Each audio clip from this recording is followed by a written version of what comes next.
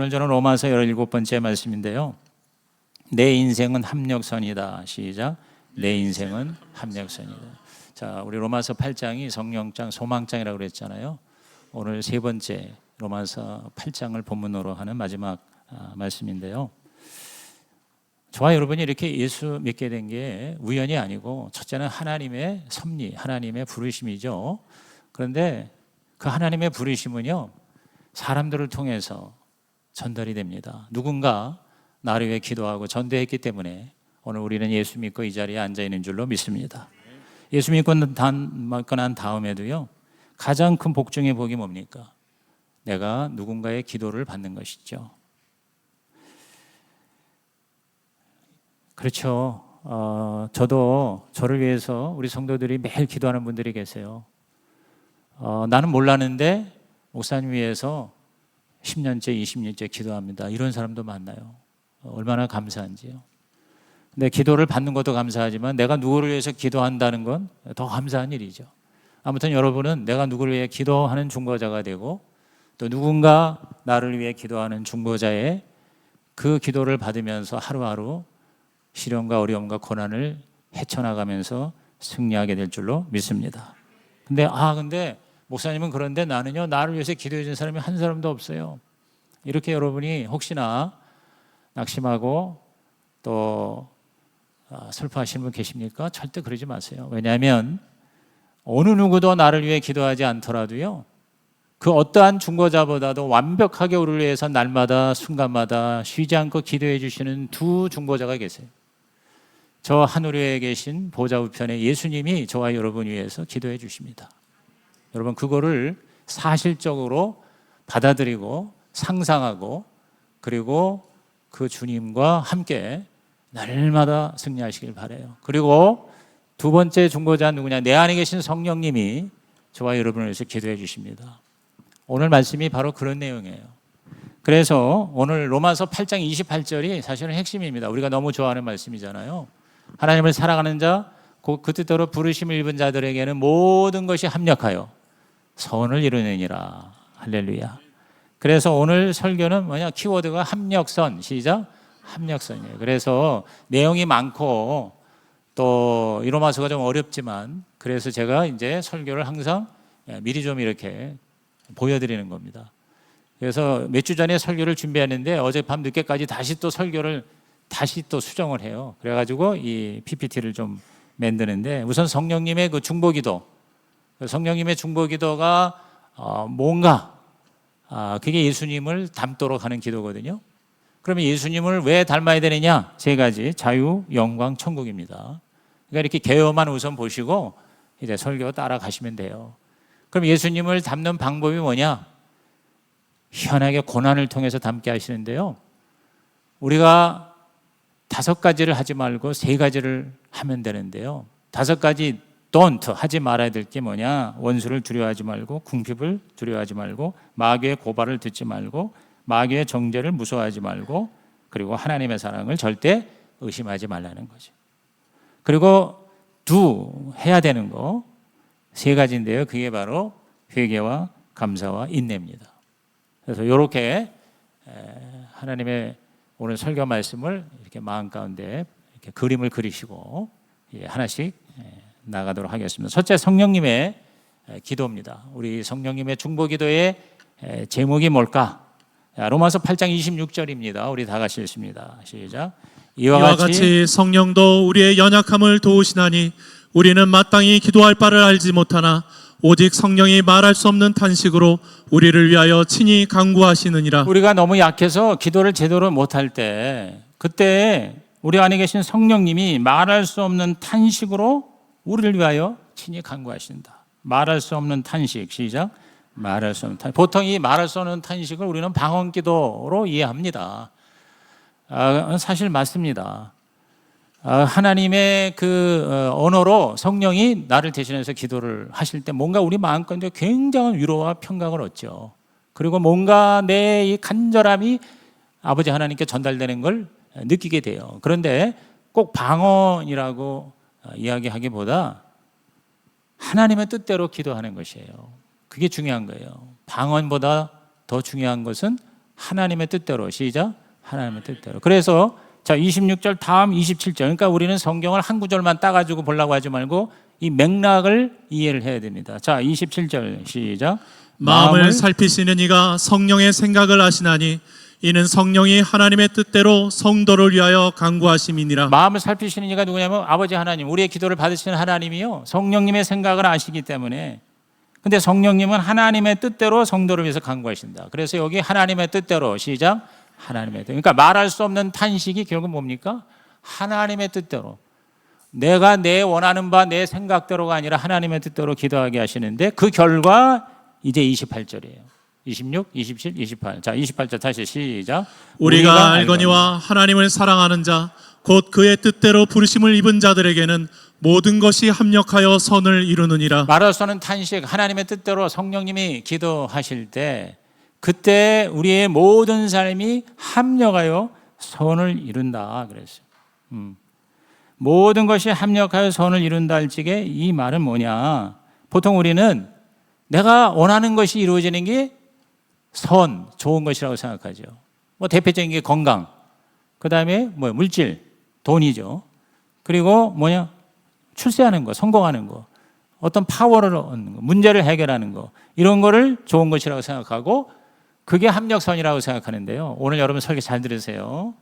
그것도 포함되지만 가장 성령님께서 탄식하면서 기도하는 기도의 콘텐츠는 뭐냐면 바로 하나님의 뜻입니다. 근데 그 하나님의 뜻이 뭐냐면 예수님처럼 되는 것이에요. 예수님처럼 되는 거. 자, 29절에 바로 다음 구절에 그게 암시되어 있죠. 다 같이 시작. 하나님이 미리 아신 자들을 또한 그 아들의 형상을 본받게 하기 위하여 미리 정하셨으니 이는 그로 많은 형제 중에서 맏아들이 되게 하려 하심이니라. 그 아들의 형상, 아들이 누구예요? 예수님이죠. 예수님의 형상을 뭐 하기 위하여? 본받게 하기 위하여 그랬어요. 그러니까 예수님을 본받는 거, 이것이 사실은 최고의 기도 제목이에요. 그래서 성령님이 그렇게 기도하는 것도 중요하지만 우리도 깨닫고 저와 여러분의 가장 위대한 기도 제목이 예수님을 본받는 것이 되시기를 주의 이름으로 부탁을 드립니다. 그래서 저는 이 영어 단어 중에 이거 참 좋아요. To be like Jesus예요. 예수님처럼 되는 거예요. To be like Jesus. 우리의 존재가. 다른 표현으로는 imitation of Christ. 그리스도를 본받아. 시작. 그리스도를 본받아. 제가 중학교 때 내가 펜팔하던 군인 아저씨가 나를 찾아와서 선물로 준 책에 하나가 그리스도를 본받아. 그때 처음 알았어요. 굉장히 좀 읽기가 쉽지는 않아요. 한 500년 전에 수도사가 쓴 묵상집이니까 정말 그 그리스도를 닮아가는 절절한 고백이거든요. 이게 성경 다음으로 기독교 고전이라고 그러잖아요. 근데 imitation of Christ라는 그 단어가 그게 다 꽂히더라고요. 예.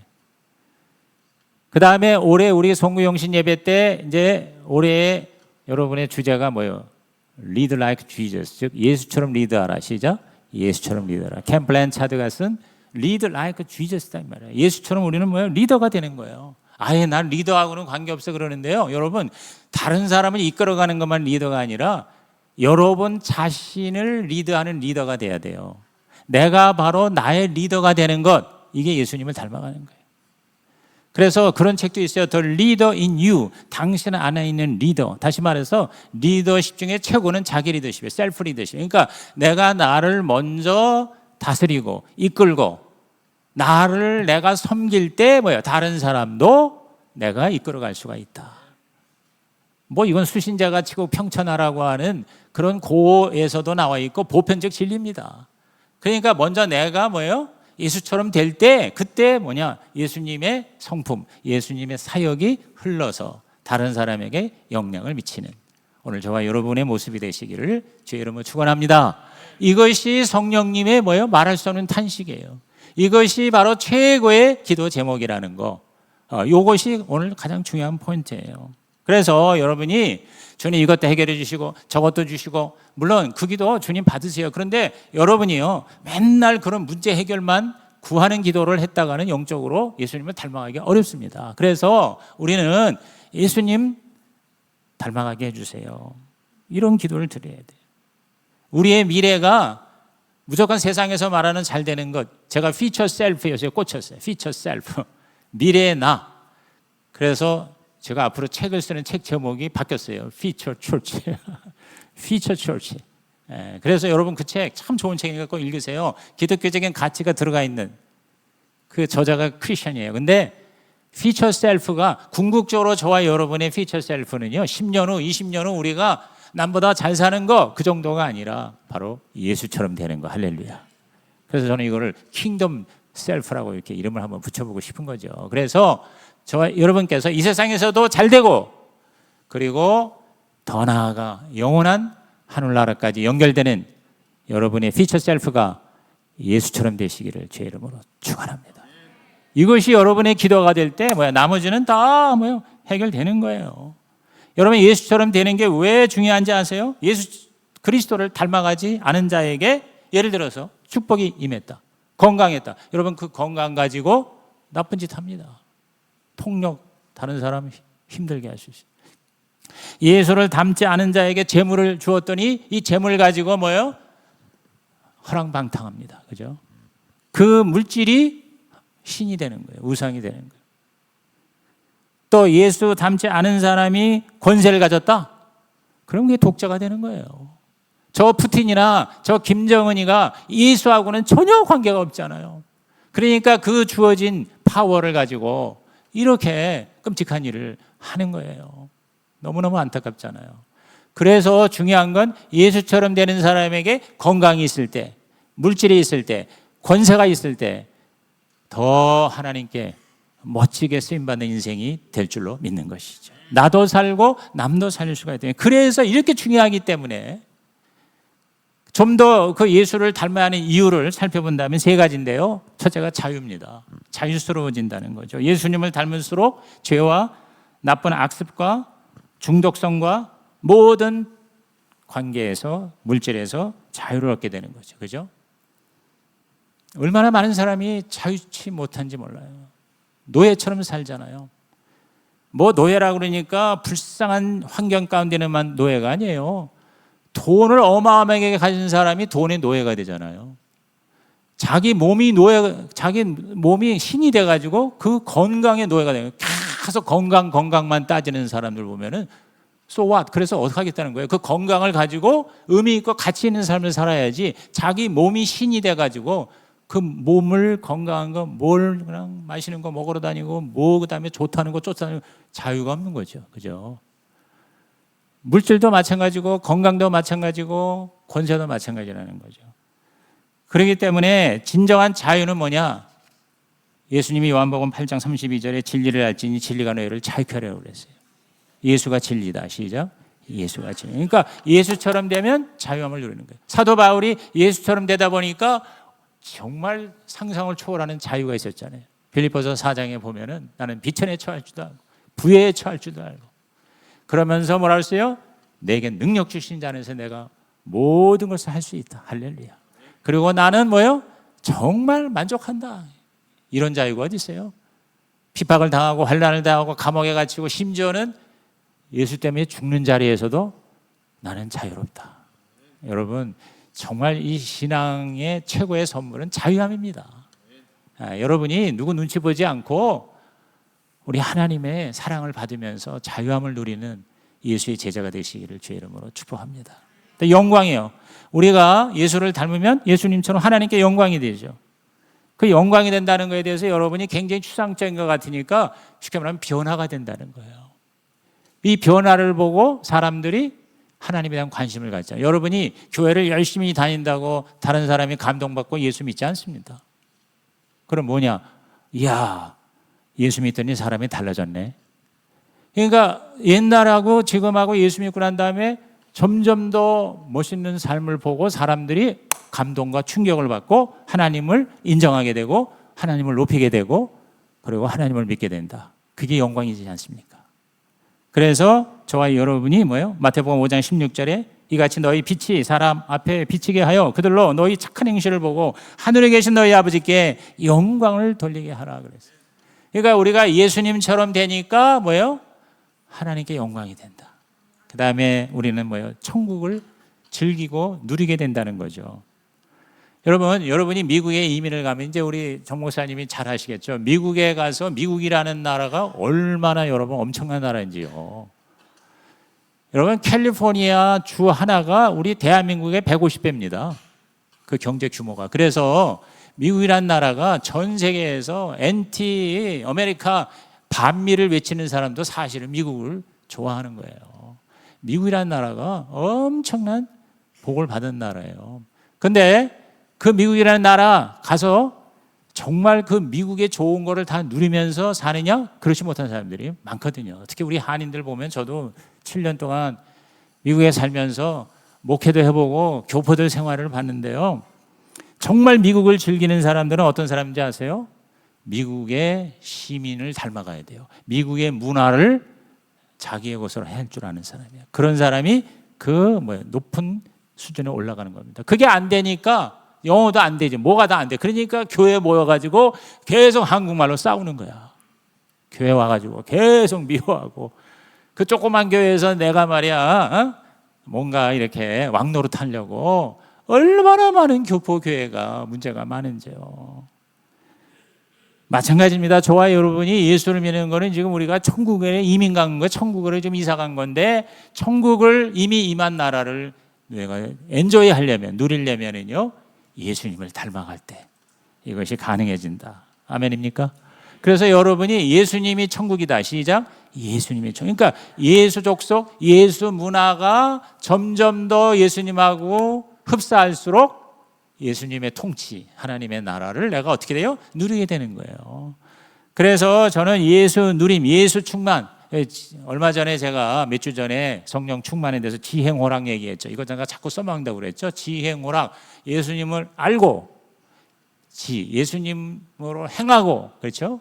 예수님처럼 막 움직이고 행동하고, 예수님을 좋아하고, 그 다음에 더 나아가 예수님, 성령님. 제가 이거 성령님을 바꿔야 되는데 네 번째 안 바꿨네요. 근데 뭐 성령님이나 예수님을 기뻐하는 삶. 아멘. 이게 바로 뭐냐? 바로 천국을 우리가 누리는 거예요. 죽어서만 가는 천국이 아니고요. 그 천국을 이 삶에서 누리는 거예요. 누릴 뿐만 아니라 완성시켜 나가는 거예요. 천국은 하루아침에 되는 게 아니라요.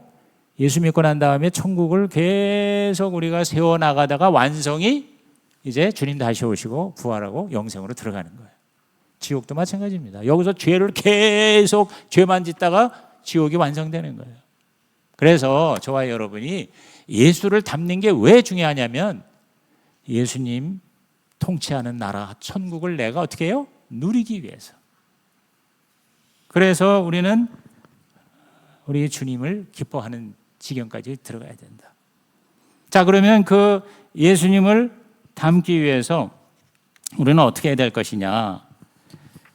하나님께서 우리를 닮게, 예수님을 닮게 하도록 쓰는 가장 기가 막힌 방법이 뭐냐면 고난이라는 거예요. 고난. 여러분 28절에 이 합력선을 제대로 이해하기 위해서는 그 앞에 말씀을 살펴야 돼요. 항상 여러분이 성경을 읽을 때는 맥락을, 다시 말해서 문맥을, 컨텍스트를 늘 염두에 됩니다. 어느 한 구절만 따가지고는 이것이 잘못 적용될 때가 많아요. 이 28절 모든 것이 합력해서 선을 이룬다 앞이 18절부터 시작되는 거예요. 지난주 설교도 그거 포함되는데 18절에 뭐라고 나와 있는 거 아니? 현재의 고난은 장차 영광과 비교할 수 없다고 그래서. 그래서 지난번 설교가 감사절 말고 그 전 설교가 바로 앞에 설교가 뭐였어요? 고난을 심어 영광을 거둔다고 그랬잖아요. 다시 말해서 현재의 고난과 미래의 영광을 이야기하면서 이 모든 것이 합력하여 선을 이룬다 이렇게 되어 있거든요. 이게 무슨 얘기냐?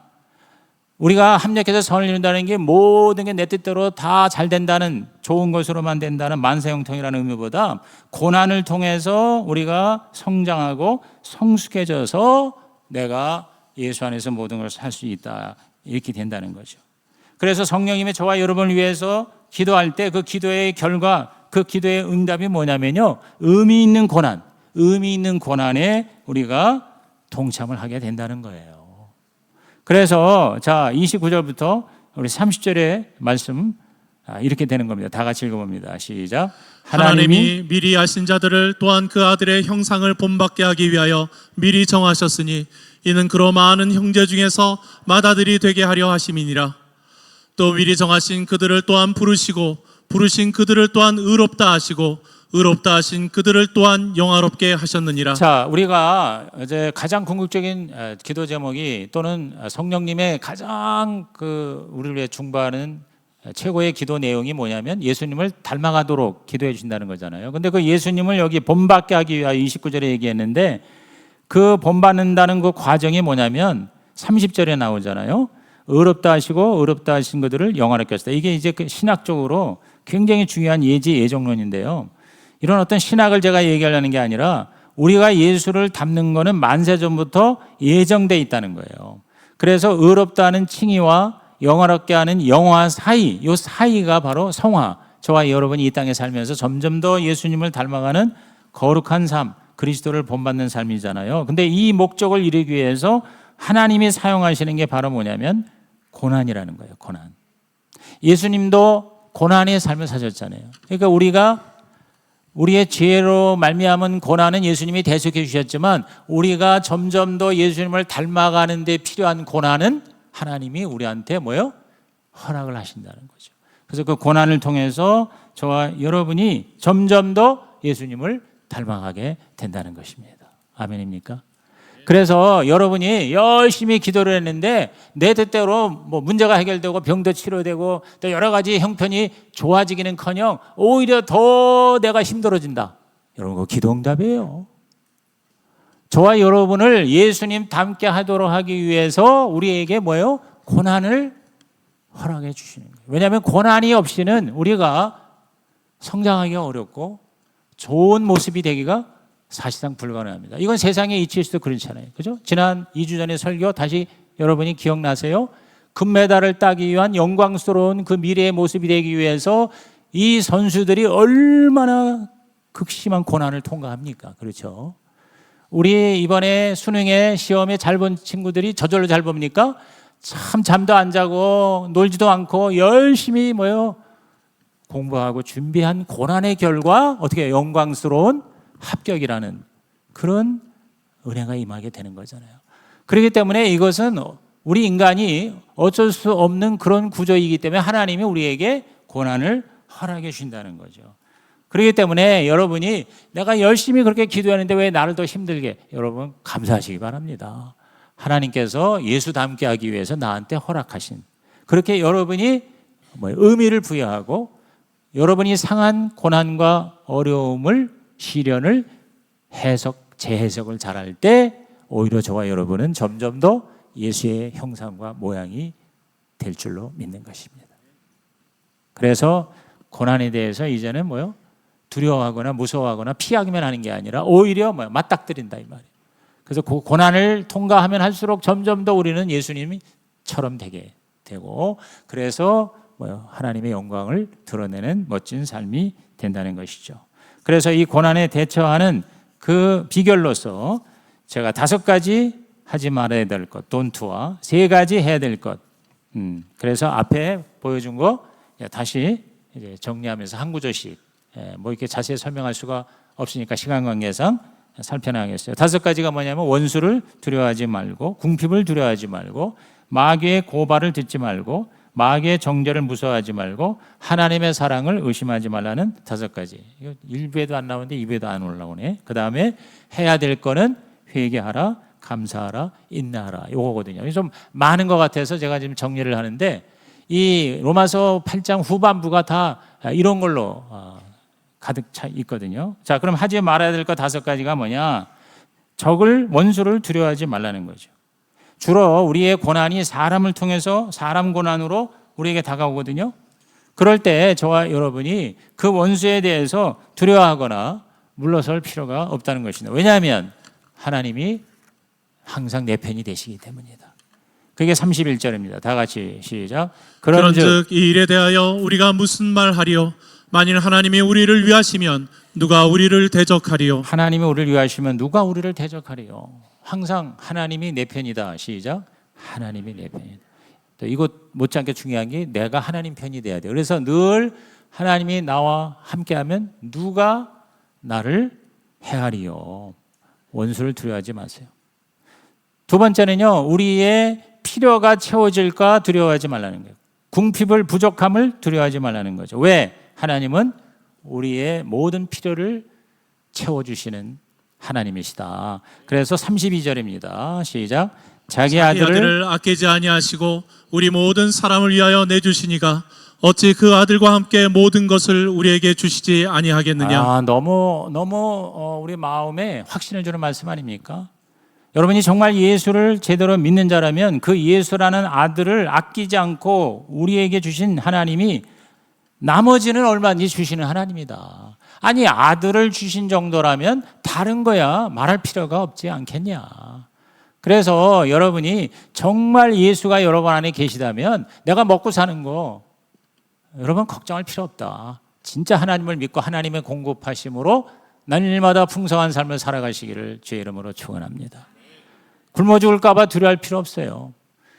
우리 신약교회의 가장 18번 말씀 마태복음 6장 33절에 너희는 먼저 그의 나라와 의를 구하라 그리하면 이 모든 것을 너희에게 더하시리라 그랬어요. 반드시 하나님이 채워주신다. 뭐 채워지지 않더라도 저는 그래요. 예수 그리스도 그분 한 분만 받은 것만 해도 우리는 엄청나게 부유한 삶을 사는 거다 이 말이에요. 주님 한 분 그분이 모든 걸 가지고 계셔요. 막말로 여기서 내가 못 살면 그냥 천국 가는 거죠. 천국에 모든 것이 다 있잖아요. 아무리 이 세상이 좋다 한들 천국보다 좋겠어요. 그러나 이 땅에 사는 것이 하나님의 특별한 목적이 있다면 그 목적을 이루면서 살되 하나님이 공급하시는 것을 믿고 살라는 것이죠. 이것이 강력한 믿음이 되시기를 제 이름으로 축복합니다. 저는요, 우리나라가 이렇게 급성장한 게 여러 가지 이유를 얘기하지만요, 미스테리예요. 지금 전 세계에 이 대한민국이라는 나라가 그야말로 6.25 때 잿더미가 된 나라인데 한 세기도 안 돼가지고 반세기 만에 이렇게 잘 사는 나라가 됐단 말이죠. 그래서 물질적으로도 그렇고 정치적으로도 그렇고 민주주의고 인권과 자유가 보장이 되고 너무 보장이 되죠. 사실 우리가 미국보다도. 그리고 이렇게 정말 굶어 죽는 사람이 없는 이런 나라가 되어서 많은 나라가 우리나라를 흠모하고 또 최근에는 무슨 K컬처라고 그래가지고 떡볶이 같은 거 이런 것도 굉장한 걸 생각하고 이것 때문에 떡볶이 먹으러 우리나라 온다니까. 그리고 이 좁은 나라에 우리나라에 이민하고 싶은 나라가 사람들이 점점 늘어나는 거예요. 지난 작년에 보니까 가장 OECD 국가 중에서 이민을 가장 많이 간 나라가 미국입니다. 우리나라는 한 6위, 7위쯤 돼요, 숫자로는. 그런데 비율로는 우리나라가 2위예요, 2위. 국민에 비해서 우리나라에 이민 오려고 하는 사람들의 프로테이지가 2등이라는 거 아닙니까? 이유가 뭘까? 저는 아무리 생각해도요, 저는 교회 때문이라고 봐요. 예수 믿는 사람들이 교회를 세우고 이미 임한 하나님의 나라의 모형과 그림자가 교회거든요. 교회의 중심으로 천국을 누리면서 그 교회를 세우기 위해서 모든 시간과 에너지와 물질을 투입하는 사람들이 얼마나 많습니까?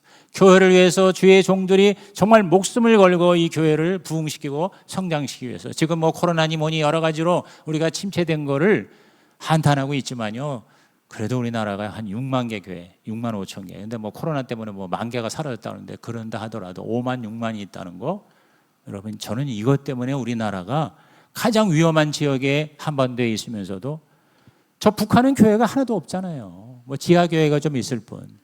그러니까 비교가 어디서 나오느냐? 정치를 잘해서 그래요? 우리나라 사람 머리가 똑똑해서 아니면 북한 사람들은 다 머리가 나쁜 사람만 모였나요?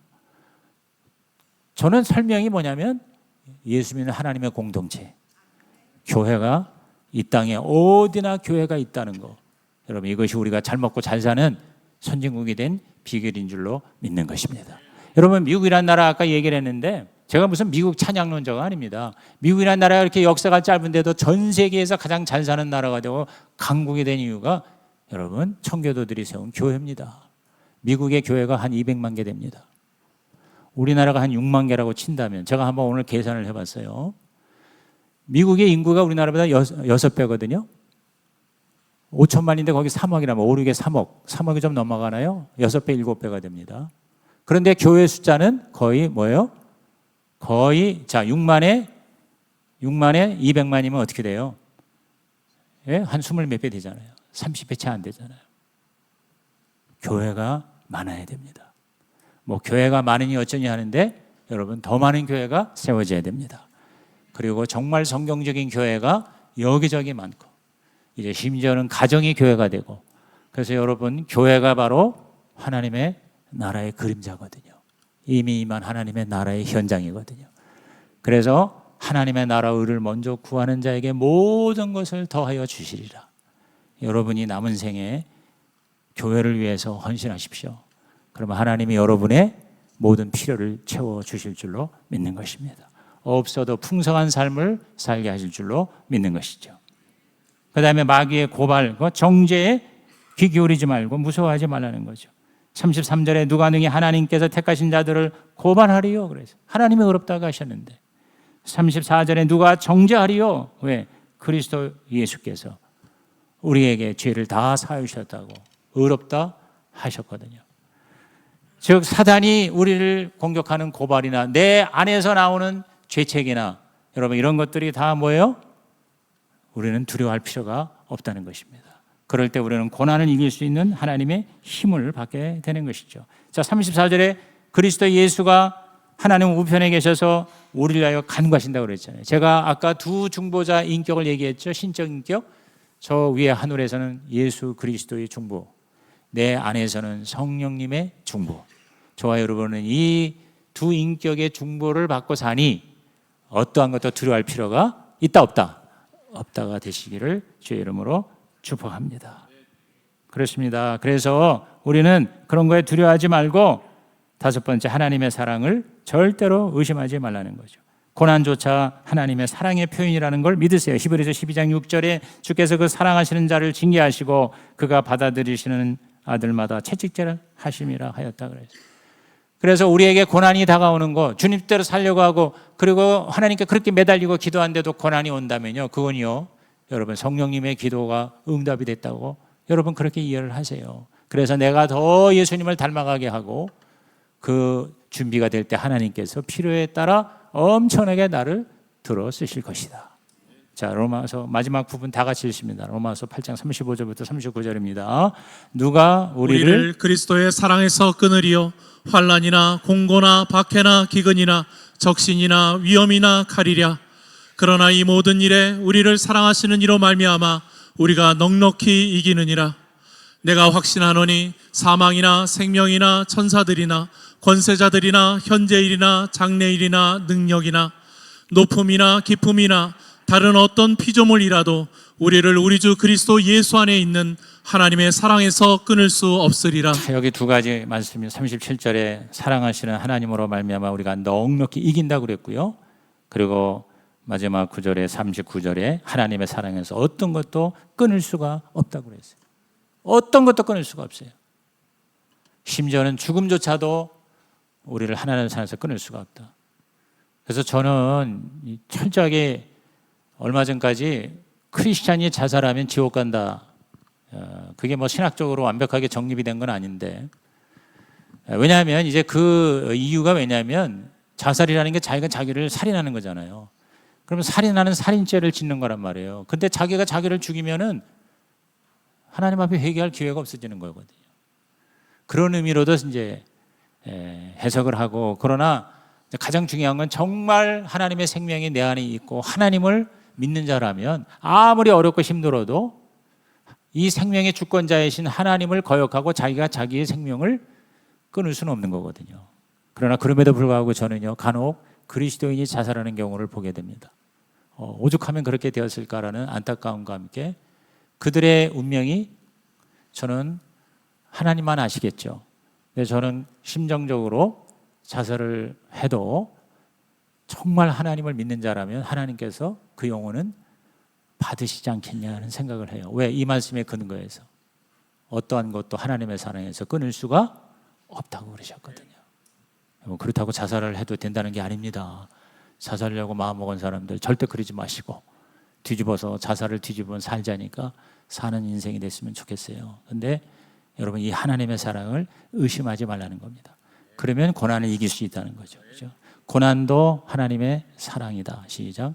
고난도 하나님의 이렇게 생각하는 자에게 여러분 고난이 우리를 절대 점령할 수가 없지 않겠습니까? 그렇게 다섯 가지 하지 말 거를 얘기한 다음에 그 다음에 해야 될 것 생각해 보세요. 세 가지인데요. 첫째가 회개. 저는 이 고난이 회개하라는 하나님의 확성기라고 생각해요. 왜냐하면 인간이요, 고난이 없으면 회개하지 않습니다. 모든 게 다 편하고 다 자기 뜻대로 되는데, 여러분, 우리 하나님 앞에 회개하기 어려워요. 오히려 자기가 무슨 죄를 졌는지도 모르는데 뭐. 근데 고난을 통해서 자기를 돌아보게 되고 자기가 하나님께 잘못한 것이 깨달아지거든요. 그러니까 회개입니다. 그 다음에 감사죠. 아까 감사 얘기했으니까 하여튼 감사할 때 우리는 뭐요? 고난을 이길 수가 있다는 것이죠. 고난이 아니라 또 다른 하나님의 은총으로 감사까지 하니 여러분 누가 건드리겠습니까? 그리고 마지막 인내입니다. 인내. 이 주님의 방법으로 인내한다는 것은 무조건 참는 게 아니라요, 하나님의 뜻대로 내가 뭐요? 창조적인 반응을 하는 거예요. 우리가 어떠한 일을 당할 때 반응이 두 가지가 있어요. 그냥 감정적으로 반응하는 반응을 영어로 리액션이라고 그러고요.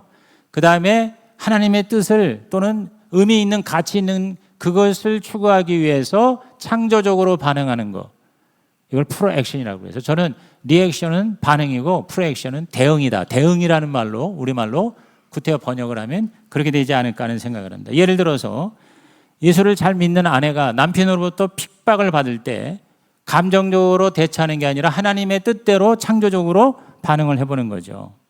그럴 때 남편의 구원의 역사가 일어난다. 자, 베드로전서 3장 1절에서 2절에 주님이 약속하신 겁니다. 시작. 아내들아 이와 같이 자기 남편에게 순종하라. 이는 혹 말씀을 순종하지 않는 자라도 말로 만미합지 않고 그 아내의 행실로 말미암아 구원을 받게 하려 함이니 너희의 두려워하며 정결한 행실을 봄이라. 여러분, 믿지 않는 남편을 위해서 정말 정성을 다해서, 이게 아니고 고난이란 말이에요. 그 고난을 기꺼이 감당하며 예수님의 모양을 닮은 모습을 보여줄 때 남편이 감동을 해서 주 앞으로 돌아오는 경우가 얼마나 많은지 몰라요. 일터에서, 직장에서 우리가 상사로부터 고난을 당할 수가 있습니다. 사람으로부터 우리가 어려움을 당할 수도 있죠. 그럴 때 베드로전서 2장 18절에 이렇게 말씀하죠. 다 같이 시작. 사환들아 범사에 두려워함으로 주인들에게 순종하되 선하고 관용하는 자들에게만 아니라 또한 까다로운 자들에게도 그리하라. 까다로운 자들에게도 어떻게 해요? 복종하라 그랬어요. 그러니까 여러분이 직장이나 어떤 공동체에서 내 위에 하나님이 주신 권세에 대해서 여러분이 인간이 대먹지 못했다, 인격적으로 여러분 문제가 있고 하자가 있어도요, 인격을 보는 게 아니라 바로 위치를 보는 거예요. 포지션을 보는 거예요. 내 위에 있는 위치라고 할 때 어떻게 해요? 그걸 우리가 기꺼이 받아들이면서 하나님의 말씀을 생각하면서 우리가 복종할 때, 그때에 하나님께서 여러분 고난을 이기게 하시고 놀라운 하나님의 복을 허락해 주시는 것이죠. 그래서 그 사람이 나를 변화가 되어서 보상을 해주면 제일 좋겠지만 그렇지 못한 경우도 왕왕 있습니다. 그런데 놀라운 사실은요, 하나님께서 그 사람이 나에게 잘해주지 않더라도 하나님은요, 다른 방법, 다른 사람을 통해서 나에게 보상을 해주신다고 하는 사실이에요. 이걸 여러분이 믿고 정말 하나님 앞에서 이렇게 창조적인 반응을 하시기를 바랍니다. 결론적으로 이 고난은요, 오늘 저와 여러분을 예수님을 닮게 하고 또 합력선을 이루게 하는 또 다른 하나님의 귀한 은총이라는 것을 깨달으시고 고난의 신앙으로 고난을 넉넉히 이겨 나가시기를 주의 이름으로 부탁을 드립니다. 그래서 제가 몇 년 전에 설교한 내용, 고난의 신학 4가지 있잖아요. 고난에는 반드시 뜻이 있어요. 그러니까 저와 여러분이 크리스찬이라면 나에게 당하는 모든 고난에 어떤 하나님의 뜻을 발견하셨으면 좋겠어요. 그러면 그 고난을 이길 수 있는 힘이 생기고요, 고난이 오히려 감사의 제목이 돼요. 둘째는 길이 있어요. 그 고난을 극복하는 길을 지금 오늘 말씀해 주셨잖아요. 감사하고 또 하나님께 순종하고 인내하고 그리고 회개하면 고난이 사라질 수 있고 극복이 될 수 있다. 세 번째는 고난에는 끝이 있습니다. 여러분, 절대로 영원한 고난은 없습니다. 진짜 최악의 경우는 죽음으로 끝납니다. 그러면 뭐예요? 고난은 끝이에요. 더 이상 고난이 없는 하나님의 나라에 들어가게 됩니다. 그리고 수많은 우리 세상 사람들도요, 고난을 통과하여 그 끝을 보고 크게 일어서는 경우가 있지 않습니까? 마지막으로 특히 우리 그리스도인에게 고난에는 상이 있다는 거죠. 이 4가지 고난의 신학적인 의미를 깨달으시고 저와 여러분에게 현재 당하는 고난들을 능히 넉넉히 이기시기를 예수의 이름으로 축복합니다. 우리 결론 목장 공과 보시면서 다 같이 읽고 말씀을 마치겠습니다. 성령님은 우리를 위해 기도하신다. 예수님을 닮아 예수처럼 살라고 기도하신다. 예수처럼 자유와 영광과 천국을 살라는 것이다. 예수님도 고난을 받으셨다. 그러므로 고난을 받는 것은 예수님을 따라가는 것이다. 고난을 잘 통과하기 위해서는 사람과 궁핍과 고발과 정죄를 두려워하지 말고 하나님의 사랑을 의심하지 말아야 한다. 그리고 죄를 회개하고 범사에 감사하고 하나님의 뜻을 인내로 지켜야 한다. 주님, 성령님이 기도해 주셔서 감사합니다. 내 인생은 합력 선입니다. 우리 결단 카드 꺼내시고요. 오늘 하나님께서 나에게 주시는 한마디 정리하셔서 하나님 앞에 헌신하시면 좋겠습니다.